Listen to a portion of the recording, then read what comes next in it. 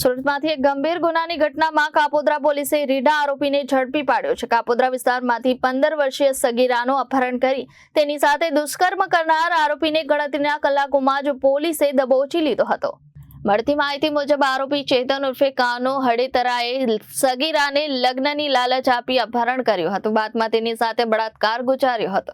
સગીરા ગુમ થતા પરિવારજનોએ કાપોદ્રા પોલીસ સ્ટેશનમાં ફરિયાદ નોંધાવી હતી। આ ફરિયાદના આધારે પોલીસે તાત્કાલિક ગુનો નોંધી તપાસ હાથ ધરી હતી। ઝડપી કાર્યવાહી કરતા કાપોદ્રા પોલીસે ગણતરીના કલાકોમાં જ આરોપીને ઝડપી પાડ્યો હતો। નોંધનીય છે કે પકડાયેલ આરોપી સામે અગાઉ પણ કાપોદ્રા અને વરાછા પોલીસ સ્ટેશનમાં ગુનાઓ નોંધાયેલા હોવાનું સામે આવ્યું છે।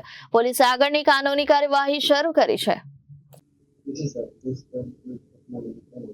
कापोद्रा पुलिस स्टेशन के हद विस्तार में 15 साल की लड़की के साथ लग्न की लालच देके अपहरण करने और दुष्कर्म करने का मामला सामने आया है। घटना की विगत ऐसी है कि तारीख 21 फरवरी को फरियादी जो है वो पुलिस स्टेशन आते हैं और वो पुलिस को बताते हैं कि उनकी बेटी को, जिसकी उम्र 15 साल है, उसको एक आदमी जिसका नाम है चेतन उर्फे कानो, वो उसको लालचा फुसला के लेके जाता है और अपने फ्रेंड के फ्लैट में जाके उसके साथ सेक्सुअल ऑफेंसेस करता है।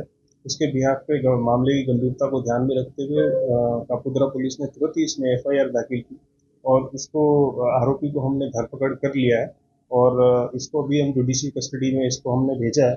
ये पहले भी वराछा और कापोद्रा पुलिस स्टेशन में इसके ऊपर ऑफेंस रजिस्टर हो चुका है। ब्यूरो रिपोर्ट जनादेश न्यूज सूरत।